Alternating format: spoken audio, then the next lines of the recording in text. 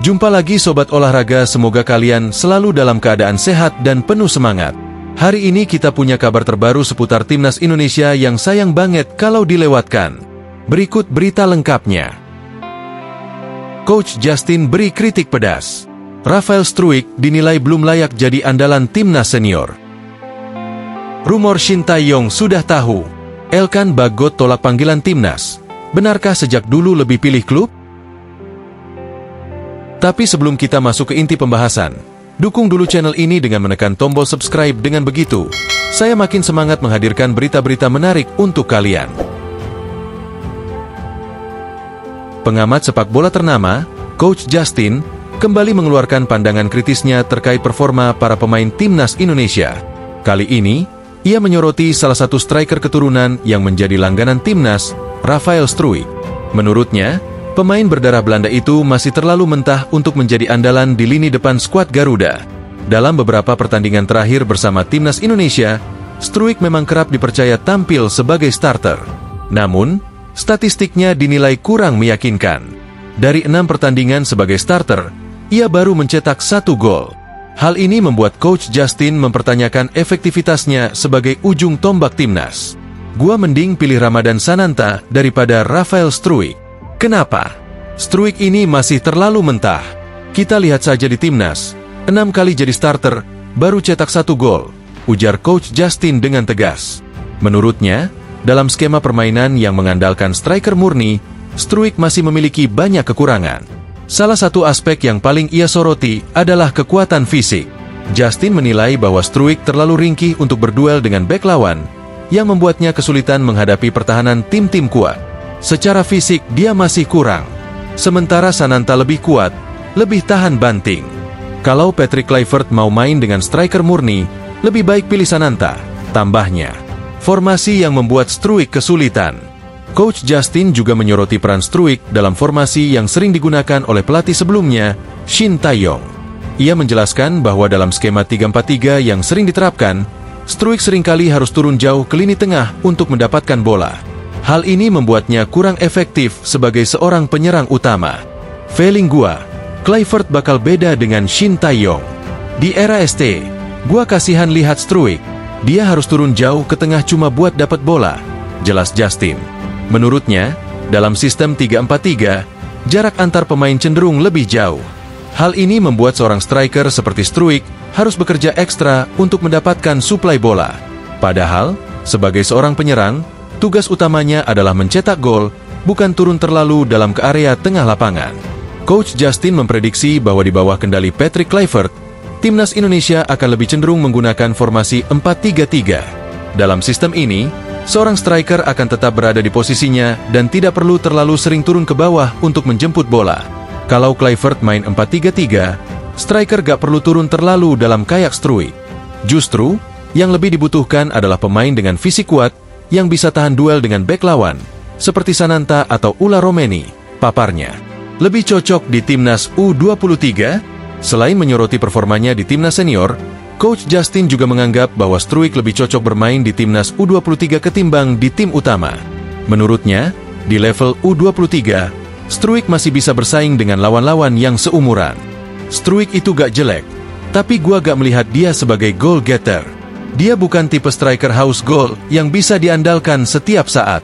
Fisiknya juga terlalu ringkih, dihantam sedikit langsung jatuh, kritiknya.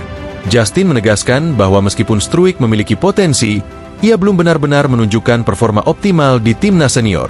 Sebaliknya, di Timnas U23, ia lebih bisa menonjol karena menghadapi lawan yang selevel.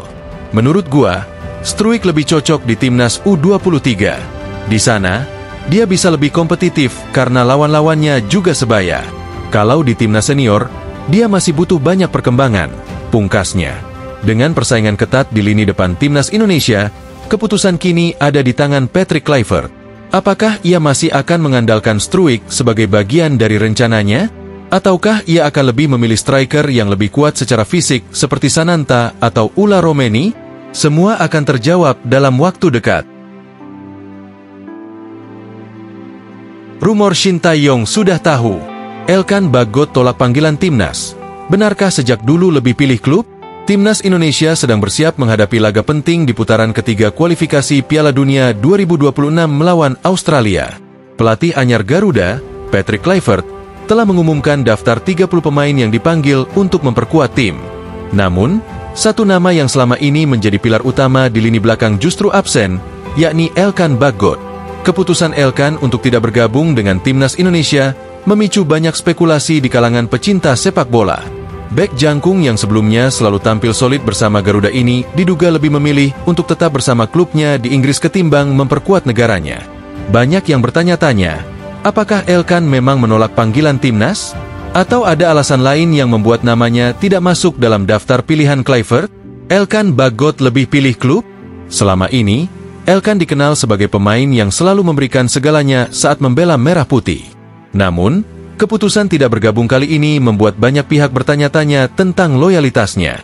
Jika melihat situasi yang dihadapinya di klub, keputusan ini bisa saja dipahami. Sebagai pemain yang masih berjuang mendapatkan tempat utama di EFL League One, Elkan tentu harus menjaga posisinya agar tetap mendapatkan menit bermain reguler. Kompetisi di Inggris sangat ketat, dan bagi pemain muda seperti dirinya, kehilangan satu kesempatan tampil bisa berdampak besar pada perkembangan karirnya. Namun, di sisi lain, laga melawan Australia adalah pertandingan besar bagi Timnas Indonesia. Ini adalah kesempatan bagi skuad Garuda untuk menunjukkan kualitas mereka di level tertinggi, dan absennya Elkan tentu menjadi kehilangan besar bagi lini pertahanan Indonesia. Shin Tae-yong tak terkejut, sudah tahu sikap Elkan sejak lama. Menariknya, mantan pelatih Timnas Indonesia, Shin Tae-yong, akhirnya buka suara terkait absennya Elkan Baggott. Dalam sebuah wawancara dengan media lokal, Shin mengaku tidak terkejut dengan keputusan bek berusia 22 tahun itu untuk lebih memilih klubnya ketimbang membela timnas. Menurut Shin, sejak dulu Elkan memang menunjukkan kecenderungan untuk lebih fokus di level klub. Bahkan ketika timnas masih di bawah asuhannya, Elkan beberapa kali tidak hadir dalam pemanggilan. Saya sudah tahu sejak lama tentang situasi ini, jadi saya tidak kaget lagi. Elkan memang sering lebih memilih untuk bertahan di klubnya daripada bergabung dengan timnas, ungkap Shin Tae-yong. Pernyataan ini tentu mengejutkan banyak pihak, terutama mereka yang selama ini berpikir bahwa Shin lah yang tidak ingin memanggil Elkan. Namun, dengan situasi yang terjadi sekarang di era Kluivert, terlihat jelas bahwa keputusan ini bukan hanya datang dari pelatih, tetapi juga dari sang pemain sendiri. Patrick Kluivert masih punya banyak pilihan. Meski kehilangan Elkan Baggott, Timnas Indonesia masih memiliki beberapa opsi lain di lini pertahanan. Patrick Kluivert bisa mengandalkan pemain-pemain seperti Jordi Amat, Jai Itzes, Maes Hilgers, Kevin Dix serta Dean James yang baru saja menyelesaikan proses naturalisasinya. Maes Hilgers sudah terbukti sebagai bek tangguh yang bisa diandalkan, sementara Jai Itzes tampil luar biasa dalam beberapa pertandingan terakhir. Kluivert tampaknya tidak terlalu khawatir dengan absennya Elkan. Dengan filosofi sepak bola menyerangnya, ia bisa saja mengandalkan kombinasi bek yang lebih mobile dan cepat dalam mengantisipasi serangan lawan. Namun, pertanyaannya sekarang adalah, apakah tanpa Elkan Baggott, Timnas Indonesia bisa tampil solid menghadapi lawan sekelas Australia? Loyalitas Elkan Baggott dipertanyakan. Keputusan Elkan untuk tidak bergabung dengan Timnas Indonesia kali ini tentu memicu berbagai reaksi dari supporter. Sebagian bisa memahami keputusannya, mengingat ia masih harus berjuang mendapatkan tempat di klubnya. Namun, ada juga yang merasa kecewa dan mempertanyakan loyalitasnya terhadap Garuda. Banyak yang berpendapat bahwa bermain untuk timnas seharusnya menjadi kebanggaan, terlepas dari situasi di klub. Apalagi, laga melawan Australia adalah pertandingan yang sangat penting dan bisa menentukan langkah Indonesia ke depan di kualifikasi Piala Dunia 2026. Namun, ada juga yang berpendapat bahwa Elkan hanya bersikap profesional.